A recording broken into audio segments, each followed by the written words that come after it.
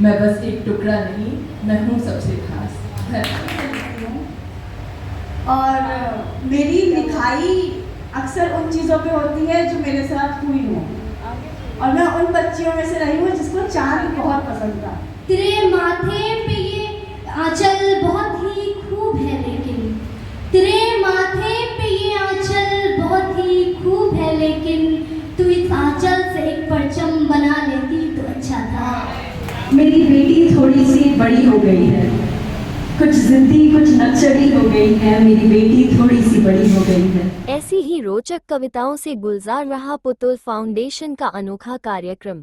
महिलाओं के सर्वांगीण विकास और उत्थान को समर्पित पुतुल फाउंडेशन ने अपनी सीमाओं को विस्तार देते हुए हैशटैग के सहयोग से लखनऊ में 16 मार्च को एक विशेष कार्यक्रम स्ट्रेटजी द एनर्जी और लीडरशिप ऑफ वुमेन आयोजित किया। ये कार्यक्रम पूरी तरह से महिलाओं को समर्पित था। इस कार्यक्रम में शामिल महिलाओं ने कविता, कहानी और गायन के माध्यम से अपनी अद्भुत प्रतिभा का प्रदर्शन किया। इस भव्य समारोह में बंधन बैंक उत्तर प्रदेश पूर्व के इंचार्ज अनुराग श्रीवास्तव मुख्य अतिथि के रूप में उपस्थित रहे। वहीं वरिष्ठ साहित्यकार नरेंद्र नारायण पांडेय विशिष्ट अतिथि के रूप में कार्यक्रम की शोभा बढ़ाने पहुंचे। कार्यक्रम का संचालन मोनिका गुप्ता ने कुशलतापूर्वक किया। अंत में हैशटैग के सौरभ सिंह ने सभी अतिथियों और प्रतिभागियों के प्रति आभार व्यक्त करते हुए धन्यवाद ज्ञापित किया। आइए देखिए कार्यक्रम की झलकियां। और पुतुल फाउंडेशन का बिहार से बाहर निकलकर ये पहला प्रोग्राम है। पुतुल फाउंडेशन ने बिहार में बहुत सारे काम किए हैं, स्पोर्ट्स से लेकर कल्चरल एक्टिविटीज, हेल्थ इशूज़ पे, महिलाओं के सैनिटेशन, हाइजीन, उनके कल्चरल डेवलपमेंट के लिए। और मैं भी खुद वहाँ के जो बिहार क्रिकेट एसोसिएशन की जो महिला टीम है उसका मैं चेयरमैन रहा हूँ, डेवलपमेंट कमेटी का। तो बिहार से बाहर में शब्द वो होने चाहिए जो दिल के अंदर उतर जाए, शब्द वो नहीं होने चाहिए जो दिल को चुभे। तो भाषा आपकी मर्यादित, संयमित हो, इस बात का हम लोग ध्यान रखेंगे। शब्द दिल में उतरने चाहिए, शब्दों की बाजीगरी है ये सब। मुश्किल से लिखती हूँ और मेरी लिखाई अक्सर उन चीज़ों पे होती है जो मेरे साथ हुई हो, और मैं उन बच्चियों में से रही हूँ जिसको चांद बहुत पसंद था। 9वीं 10वीं में जब छत के पास बैठ के तुम चांद को निहारते हो, वो कितना सुंदर दृश्य होता है, वो कितना शांत शीतल होता है। पर वही कहा जाता है कि कवियों की बुद्धि थोड़ी तेज है, चीज़ उल्टी तरह से सोचना हमारा कर्तव्य बन जाता है।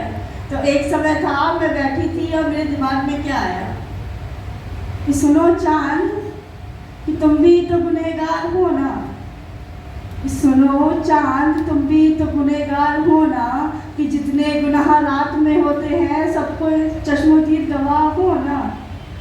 कहने को जितने दाग लगे हैं तुम पे सब सच्चे हैं, हर एक चांद पे हर एक दाग गिनती है उस जुर्म की जो तुमने देखा है रात के अंधेरे में। तो सुनो चांद, बहुत प्यार करती हूँ मैं तुमसे, पर अब धीरे धीरे क्यों मुझे ये काला चिट्ठा दिख रहा है कि तुम क्यों गुनहगार बनते जा रहे हो, क्यों तुम्हारे अंदर सहमा हर एक धब्बा मुझे उस जुर्म की याद दिलाता है जो रात में होते हैं, और तुम चश्मोदीद गवाह बनते रह जाते हो, कि तुम चश्मोदीद गवाह बनके रह जाते हो। तेरे माथे पे ये आंचल बहुत ही खूब है, लेकिन तेरे माथे पे ये आंचल बहुत ही खूब है, लेकिन तू इस आंचल से एक परचम बना लेती तो अच्छा था। और मुझे लगता है कि फ्रीडम की बात करते हैं तो फ्रीडम ऑफ स्पीच आती है, तो अपने इमोशंस को प्रोसेस करना, महसूस करना और उसे खुल के सबके सामने रखना बहुत ज़रूरी है।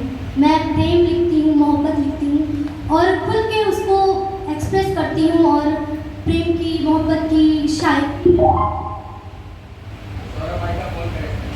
ओके शायरी लिखती हूँ, तो मैं वही आपके सामने आज सुनाऊंगी।